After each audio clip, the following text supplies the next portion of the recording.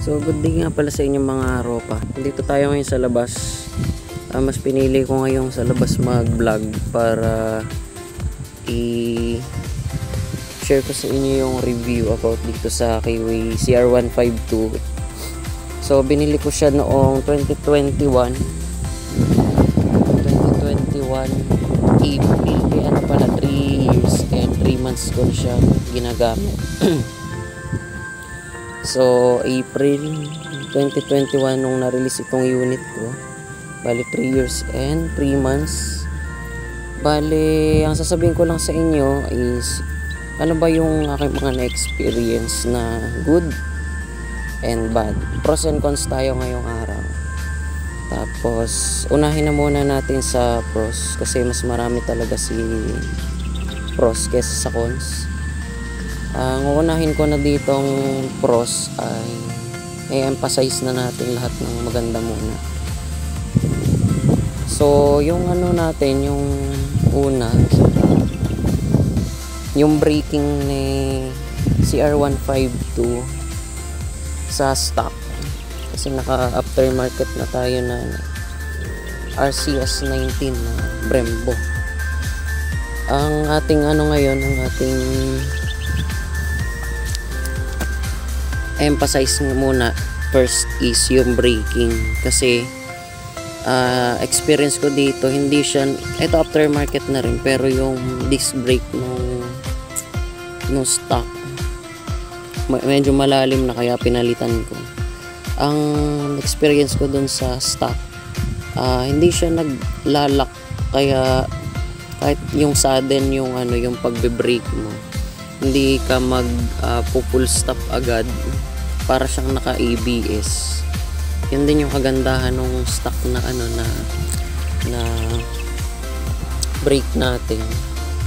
Hindi mag-skid yung unahan mo, hindi ka mag-stoppy or tataas yung likod. Tapos kagandahan na never akong isinemplang, lalo na nung stock. Ito yung nasa likod, yun pa rin yung gamit ko ngayon at bala ko na rin siyang palitan din kasi nagbibitak-bitak na siya. Yung mga gap-gap niya ay nagkakaroon ng bitak sa 3 years and 3 months. Tapos yung ano niya, yung hindi ka rin naman ipapahiya ni CR152. Ito yung second na pros, hindi kayo ipapahiya ni CR152 sa hatak kasi yung sprocket ni CR152, yung sprocket niya, ang stock ay sa pagkakatanda ko 1542 or 40, kasi ang nakalagay dito sa akin ay 42 and 14. Nag-update na tayo ng sprocket kasi naka big tire tayo, pero hindi naman ako pinahiya nung ating stock sprocket kasi na kukuha ko pa rin yung 120 kph na bilis. Okay. So yun, continue tayo. Nilapitan lang ako ng baka, kala ko yung susuwagin tayo. So ayun nga pala, next naman na pros, ang kagandahan kasi dun sa stock na ano natin na upuan naman, kayang magtatlo. Kasi nung time na nagpa-practice ako, nagtatlo kami sa upuan. Kaya niya, medyo madulas nga lang yun. Pero sa cons natin na ano pa, yung ating handle grips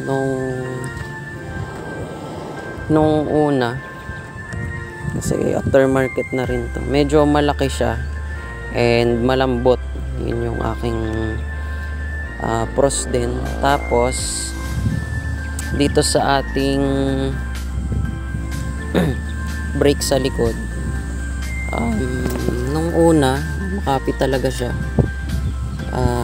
hindi nga lang sobra, pagkatama pa rin, may mararamdaman ka lang na konting brake. At ang pinakamaganda kasi dito ay aasa ka talaga sa engine brake. Kaya never akong ini-skid ni CR152 ko. Ni Victoria ang pangalan niya. Tapos sa rims ko, never siyang nabengkong. Never nabengkong itong aking rim. Ito yung stock rim ko. Tapos ang aking makina ay sa 3 years.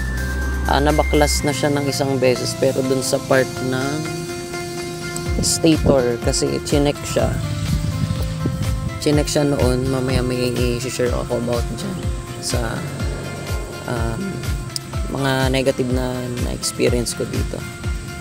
So ayun yung next. Pero overall, clutch lining, hindi pa ako nakapagpalit ng clutch lining. Tapos yung aking camshaft bearing ay hindi ko pa rin napapapalitan. Hindi pa naman siya umiingay noon nung nasa 35,000, pero ngayon nagsisimula na siyang umingay kasi magpo 40,000 kilometers na ang tinakbo ni CR152 in 3 years. Okay, tapos ito sunod na rin ko na, lahat ko na. Tapos dito sa never ako natagasan dito sa may tensioner. Never din ako nasabugan dito. Yan yung mga nagiging common issue sa CR152 na group. Sumasabog to, pero ang nakikita nating dahilan kung bakit to sumasabog kasi over yung pressure sa loob dahil hindi nakakahinga ang makina. Ito lang yun. Ito ang sikreto dyan. Dapat hindi to maliliko or magbabara. Lagi ko tong nililinis din every year. Every year naman. Hindi mo to kailangan regular araw-araw or monthly. Hindi. Ang ginawa ko dito every year, 3 times ko lang siyang tsaka yung ating airbox ay 2 beses ko palang nalilinis. And never naman akong kinapos sa hangin dahil barado ang ating filter 2 times. Pagramdam mo lang na para siyang kinakapos ng hininga, ito na yun. Ito lang ang babaklasin mo. Tapos siguro proceed na tayo sa mga cons. Ang mga negative na experience ko dito mga boss ay ito, medyo mahina itong brake. Ito na una. Yung braking system sa likod medyo medyo halos wala. Yun lang. May konti pero konti talaga. Hindi mo talaga mararamdaman na makakapag-stop yung likod. Kaya ako nag-iisip ako ng pwedeng i-upgrade ko dito sa sa ating brake sa likod. Tapos itong pangalawa, yung upuan, madula siya.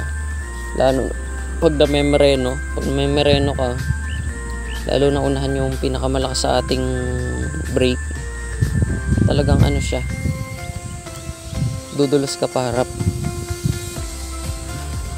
And next naman, yun nga, nawalan siya ng kuryente na experience ko. Ito yung mga naging problem solving ko dito sa motor na to. Nung time na nawalan ako ng kuryente, nagaan siya, nagpo-push start. Nag-electric start naman siya, pero walang kuryente dito. Or walang ignition sa loob ng makina. Tapos tinaray ko naman dito sa parang napuputol yung kuryente. Yun pala, disconnected lang to.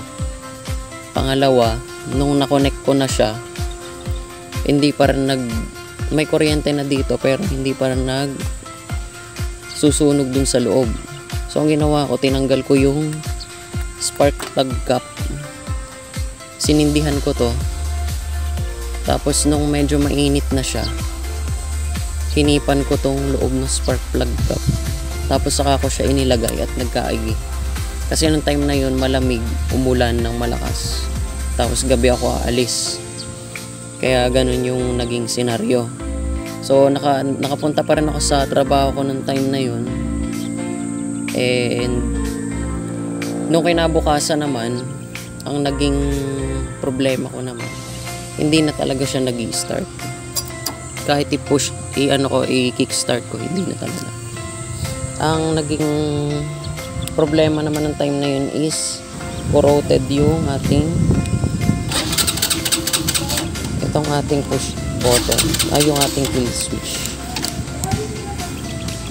Corroded siya. Ginawa lang namin ay inirekta. Naman, ang naging problema na talaga niya is nawalan talaga siya ng kuryente.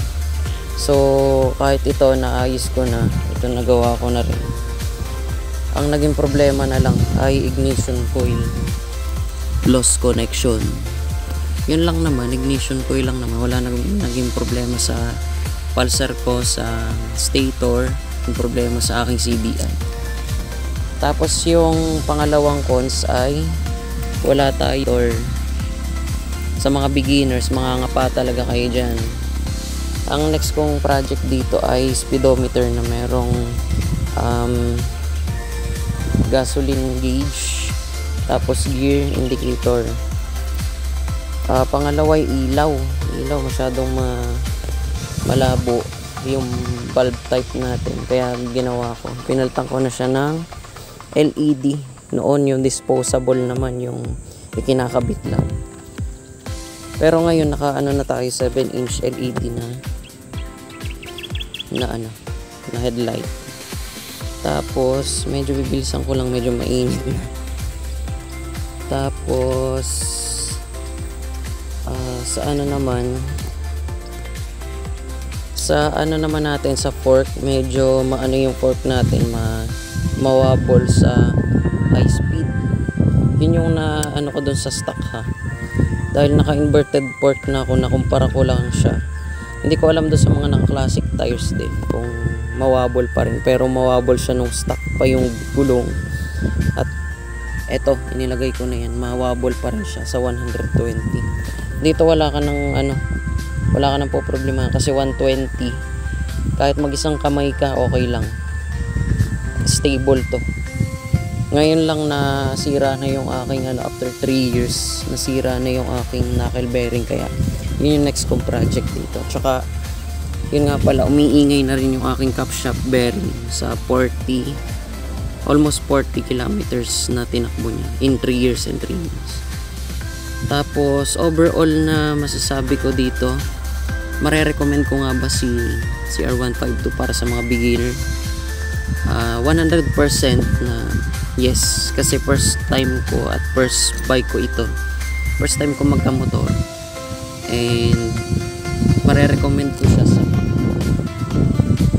newbie na gusto magkaroon ng motor tapos manual, kasi friendly talaga siya, hindi malakas hindi mahina, sakto lang. Tapos bukod doon, bibili mo siya, pogi na. Kung baga, kung hindi ka talaga, wala ka talagang plano mag-build ng motor, ay okay na siya. Panglaban na siya sa papogian talaga. And ayun, pangalawa doon sa akin mga na-experience ng mga magaganda, talagang lingunin siya ng tao.